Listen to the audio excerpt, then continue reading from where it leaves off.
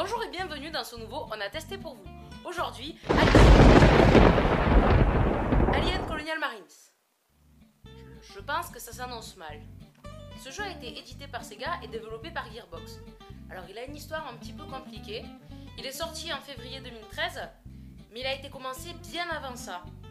Et du coup il est sorti sur Xbox 360, PS3 et PC. Il y avait une sortie prévue pour la Wii, mais ils se sont dit que c'était un peu con de jeter d'argent par les fenêtres.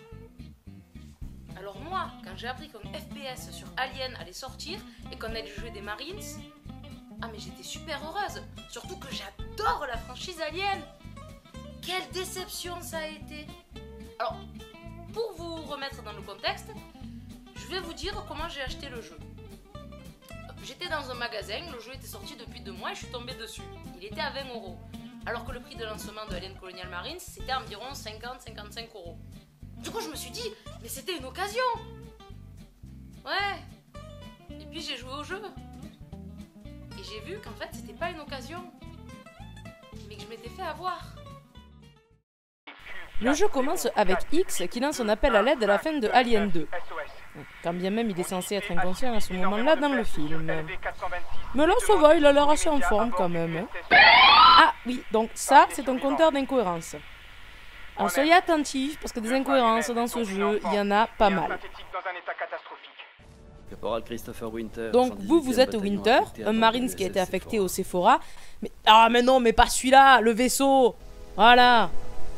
Donc le commandant Cruz, votre supérieur, vous apprend que le Sulaco, Le vaisseau dans Alien 2. a été attaqué par quoi? Bah ça on ne vous le dit pas, hein. Et il vous apprend aussi que vous allez devoir épauler l'unité sur place. Ah oui, alors ça c'est la phrase que vous allez absolument avoir dans tous les niveaux du jeu. 20 fois dans tous les niveaux vous allez la voir. Et cette phrase c'est « On n'abandonne pas un Marines ». Bon, alors je vais passer sur la VF qui est vraiment pas terrible. Et je vais vous parler un peu des personnages, hein. Enfin en tout cas des 3 premiers qu'on croise dans le jeu. Vous jouez Winter, bon, vous soyez là ou pas, personnellement, ça sert à rien. Le personnage est hyper plat. Ensuite, il y a votre camarade O'Neill. Donc lui, c'est la grosse brute du jeu, hein, il fait des grosses têtes de brutasse. Bon là, c'est Cruz, votre supérieur, et ce mec ne sert absolument à rien. Et là, une nouvelle révélation nous est faite. Le Sulaco a été vu pour la dernière fois sur Fury 161, la planète d'Alien 3. Ce qui est complètement impossible vu que dans Alien 3 au début, quand ils sont éjectés, ils sont pas sur le Sulaco, ils sont dans les navettes de survie. Alors même si le Sulaco était, je veux dire, à côté d'eux, au pire, le Sulaco il est en orbite autour de Fury 161 et pas sur Fury 161. Alors, faut rendre à César ce qui est à César, hein. Le premier niveau est assez flippant. Enfin, au début. Et surtout la première fois que tu le fais. Non, parce qu'après c'est nul. Mais bon, mais avant toute chose, je sais pas si vous avez remarqué, mais... Non, c'est pas vos yeux, non. C'est le jeu qui est vraiment moche. Comparé au trailer que je vous mets dans la description et dont je vous montre quelques images ici, vous êtes d'accord, hein, c'est se foutre un peu de la gueule du monde. Surtout que ce jeu est sorti en 2013. Il est vachement plus moche que des jeux qui sont sortis mais genre en 2009. 4 ans avant. Et puis à partir de là, allez, tout part en sucette. Il y a des aliens sur le Sulaco. On brave donc les ordres pour aller récupérer la boîte noire pour savoir ce qui s'est passé sur ce vaisseau. Mais au moment de retourner là dans votre vaisseau à vous, le mec que vous avez récupéré, un cheat buster qui lui sort de la poitrine. Et à ce moment précis, le cordon ombilical qui reliait les 2 vaisseaux explose. Et au lieu d'être aspiré dans l'hyperespace, vous rampez tranquillement vers le Sulaco pour sauver votre vie. Ensuite, on reçoit un appel de détresse et il faut aller chercher votre camarade Belle Minnie Mouse. Non mais sérieux, on dirait pas Minnie Mouse là? Bref. Et du moment que vous l'avez récupérée, elle va avoir des réactions un petit peu bizarres. Comme par exemple crier dans un couloir alors que dans la salle à côté il y a des ennemis, histoire de bien les avertir. Pourquoi on évacue le Sephora? Pourquoi on évacue le Sephora? Tu sais, t'es pas obligé de crier, hein. Je crois que les ennemis dans la pièce à côté t'ont bien entendu là déjà. Des mercenaires de la Weyland arrivent alors pour vous tuer parce qu'effectivement quand on est plusieurs humains dans un vaisseau plein d'aliens, Au lieu de s'allier, ben non, on va se tuer en même temps. Bon, je vous passe les péripéties, et on atterrit sur LV86. Et là, nous apprenons que malheureusement, Bella va mourir parce qu'elle avait un facehugger accroché au visage quand on l'a retrouvée. Ouais, j'ai un peu mal à la gorge, mais ça va. Bella, vous allez mourir. Non, mais comment vous pouvez... Quoi? Mais non, je me suis pas engagée dans cette putain d'araignée pour me faire désinguer par une putain d'araignée. Et elle fait promettre à tout le monde de la tuer pour ne pas souffrir. Tu m'achèveras. Mais ouais, t'inquiète. Tu m'achèveras. Mais ouais. Vous m'achèverez, hein. Mais ouais, t'inquiète. Bon, puis ensuite on va... Non. Attends, Augustin, tu peux venir voir? Viens voir. Il y a une erreur de script là, non? Ah non, il n'y a pas d'erreur. Quoi? Mais c'est... Bah... Bon. Alors on va se réfugier, Dieu me pardonne, à Adler's Hope. Ah ben, vous voyez bien que c'est une erreur. Ben, normalement, à la fin de Alien 2, la colonie, elle est réduite en cendres par une explosion nucléaire de plusieurs kilomètres carrés. Tu m'expliques comment c'est possible d'y aller alors qu'il est censé y avoir plus rien, d'autant plus que l'explosion, c'est pas genre elle était à côté de la colonie, non. C'est genre c'est la colonie qui a explosé. Il existe une colonie à Glazerop, pas trop loin d'ici. Enfin, il en reste. Et en plus, il se fout de nous, là. C'est bien la preuve que les mecs qui ont fait ce jeu ne connaissaient rien à Alien. Encore au moins à Alien 2. Ou alors, ils sont complètement nuls en physique-chimie. Ah mais ça c'est un autre problème. Hein. Bonjour et bienvenue dans votre cours de physique nucléaire sponsorisé par Gearbox. Aujourd'hui, je vais vous montrer qu'une explosion nucléaire ne détruit en aucun cas les locaux ni les formes de vie se trouvant dans l'épicentre de l'explosion. Et pour vous montrer, je vais vous exploser le réacteur nucléaire se trouvant à 10 mètres de vous.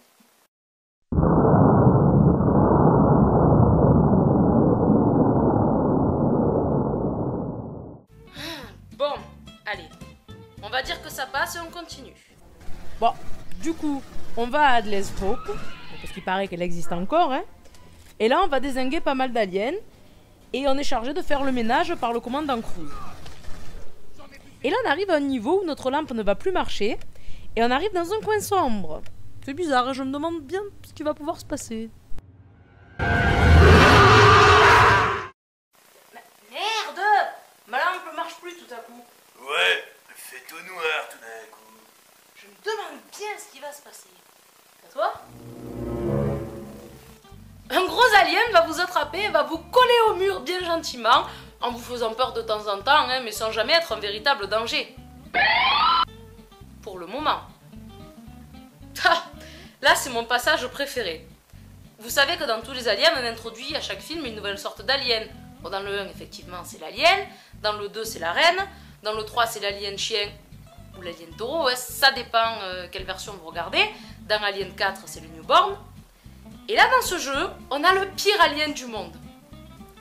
Pour les gens qui adorent la franchise et qui veulent pas avoir le regard souillé, il n'est pas trop tard pour quitter la vidéo. Cliquez sur la croix en haut. Vous êtes toujours là? Je vous aurais prévenu, hein? Dites bonjour à Eugène. Ah, pourquoi Eugène? Ben parce que pour un alien ridicule, il fallait un nom ridicule. Non mais, regardez-le marcher, il vous fait pas pitié? Et on dirait qu'il est en train de danser la danse des pouces, là.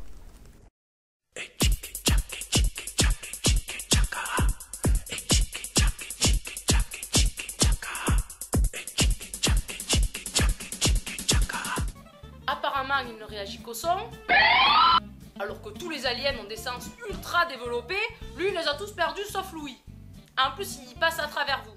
Bordel de merde, tu m'avais pas dit que ces connards explosaient. Ah, et ils explosent aussi. Ah oui, je vous l'ai pas dit. C'est censé être un niveau d'immersion. Ah ouais, un niveau d'immersion, ouais. Dans un jeu qui s'appelle Alien Colonial Marines. Ah oui, et on n'a pas d'armes, hein, parce que le gros alien, bien gentiment, il t'a enlevé toutes tes armes, mais par contre, il t'a laissé son kit de soudure, pour que tu puisses t'enfuir. Si c'est pas gentil, ça. Ouais, et O'Neill, c'est un gros troll, en fait. Et ben, dans cette mission, on n'a pas d'armes. Mais au moment, O'Neill, on le croise dans un couloir, et on est séparés par quoi? Par une malheureuse petite grille. Grille qui, soit dit en passant, aurait pu être coupée avec le kit de soudure, par exemple. Et tu crois qu'ils nous auraient filé des armes pour qu'on puisse exploser les aliens sur notre passage? Ou au moins se défendre? Bah non. Mec, ça va? On s'est pas revus depuis que la grosse bestiole t'a enlevé. O'Neill, c'est toi, mec. Oh, Dieu merci. Vas-y, vite, file-moi une arme, là. Ah non, pas envie. Putain, mais déconne pas, mec. Mais file-moi une arme. Non, les barreaux sont trop petits, tu vois. J'arrivais pas à te la passer. Allez, juste un tout petit revolver, un tout petit. Fallait pas me traiter de poulet. Poulet. Une fois qu'on en a fini avec Eugène et ses amis, Reed, la pilote d'hélicoptère, se fait enlever. Et en allant la sauver, c'est O'Neill qui se fait enlever. Je sais pas quelles idées trop ils avaient eues après quand ils ont conçu ce niveau. Peut-être qu'ils en avaient plus trop, je sais pas. Donc évidemment, pendant cette mission, on passe son temps à aller sauver des incompétents avant de combattre l'alien géant avec un véhicule de charge. Faisant une référence à Alien 2, et j'ai trouvé que ça, pour une fois, dans le jeu, c'était bienvenu. Cruz nous propose ensuite une mission suicide pour aller sauver Bella. Mais à la seule condition que nous lui ramenions le registre de bord. C'est-à-dire un petit papier. C'est trop dangereux, je ne peux pas vous laisser y aller. Mais chef! À moins Que quoi? que vous me rameniez un papier. Et là, Bella, même aux portes de la mort, tu sais, elle continue à se foutre de toi, mais un truc de fou, quoi. T'es vraiment un boulet. Moins de bruit. Mais c'est vraiment un poulet, fais moins de bruit! Attends, t'es sérieuse là? Toi, tu gueules dans des salles pleines d'ennemis, pleines d'aliens. Et moi, je pose une pauvre porte pour nous laisser passer. Et tu me dis que je fais trop de bruit. Mais malheureusement, on n'arrive pas à sauver Bella. Ah non, même pas parce qu'on n'arrive pas à temps, on arrive à temps. C'est juste qu'apparemment, le parasite est dans une sorte de placenta qui serait cancérigène. Et encore, on est dans le script là, non? Bah alors moi, quand j'ai entendu ça, bah je me suis énervée. Pourquoi? Bah parce que ça nous a été dit dans aucun des aliens. Et dans Alien 2, on nous dit qu'ils sont pas arrivés à enlever un facehugger. Donc ça, à la rigueur, c'est normal, ça passe. Mais dans Alien 4, quand ils enlèvent la reine du corps de Ripley, on nous dit pas du tout que ce placenta est cancérigène ou quoi, ou même qu'il y a un placenta. Et je signale quand même qu'il y a 2 clones de Ripley qui ont survécu, dont une qui était mal en point. Donc si en plus elle avait un placenta cancérigène, ben elle serait morte. Vous croyez pas Eh bien, finalement, Bella meurt dans d'atroces souffrances. Bute-moi, connard, t'avais trop... Oh, elle a l'air de souffrir! Tuez-moi! La chèvre! Non! Ah là là, c'était triste quand même. Heureusement, nous aurons toujours de bons souvenirs avec Bella.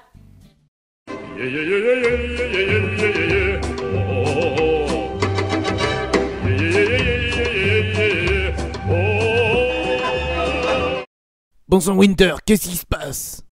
Négatif, chef. Bella est morte. J'adore qu'un plan se déroule sans accroc. Qu'est-ce que vous dites, chef? Non, rien. Je vais tous les tuer. On vous entend toujours, chef. Ensuite, ça s'enchaîne. Donc, on va sauver X, qui est toujours vivant et retenu en otage. Et tout en essayant de ne pas se faire manger par la reine des aliens. Oui, parce qu'il y a une reine. Alors, je sais pas si c'est la même, je sais pas si c'est une nouvelle. Je sais pas si c'est un œuf qui était resté quand bien même la colonie aurait dû être réduite en cendres et aussi toutes les autres formes de vie. Ne me demandez pas, je ne sais pas. Finalement, on arrive à s'en sortir et on monte tous dans une navette qui va se poser, ou plutôt se scratcher, sur un plus gros vaisseau. Mais la reine arrive aussi à grimper. Ouais. Alors que le vaisseau est largement à 200 mètres au-dessus du sol, si ce n'est plus, et qu'il avait déjà décollé depuis un bon moment. C'est juste scientifiquement impossible. Mais non, on peut vous expliquer ce phénomène scientifiquement et... Non! Non! Bref, finalement, on arrive tous à s'en sortir, sauf Cruz qui va se sacrifier pour expulser la reine en lui fonçant dessus avec la navette. Mais oui, Cruz. Il s'est sacrifié pour nous sauver. Ouais, alors écoute, tu nous as fait chier pendant toute cette mission. Tu nous as envoyés à des missions de suicide. Tu as voulu nous tuer. Alors maintenant, écoute, tu joues héros. Tu la vois là, la reine. Tu la vois. Alors tu vas lui faire un bisou et vous allez en enfer. Allez, tu accélères et on y va. Donc voilà, et la cinématique de fin, ben, c'est O'Neill qui bute Wayland, qui est en fait un robot, et on récupère toutes ces informations via notre Bishop. Et voilà, ça finit comme ça. Bon, avant de se quitter, et maintenant que nous avons vu toute l'histoire du jeu, nous allons parler un peu du gameplay. Alors le gameplay est complètement horrible. Je sais que ça a été dit sur certains forums de jeux vidéo, mais ça illustre très bien. On dirait que vous tirez avec des pistolets à billes, ou avec des pistolets à plomb, ou des pistolets en plastique, je sais pas, mais on dirait pas que vous tirez avec des armes. En plus, les aliens courent vers vous, genre... Vous vous rappelez l'alien, cette créature élégante qui arrive pour vous tuer de manière totalement sournoise? Et ben là non, là ils courent vers vous comme des poules. Du coup les défauts du jeu se combinent assez bien, parce que ça le rend finalement assez jouable. Il vous suffit de reculer en tirant. Du coup il faut pas que ça vous embête si vous jouez comme ça.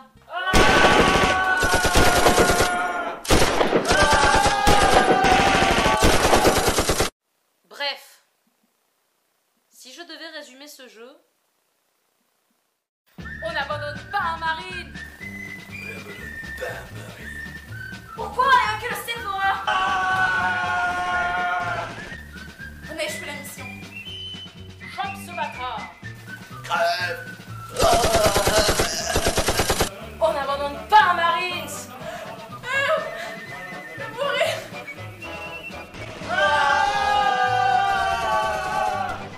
Putain, mais déconne pas mec. Mais file-moi une arme.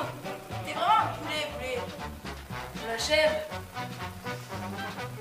Non. J'adore quand on est sans accro. On n'abandonne pas un marine. Ouais, c'est tout noir.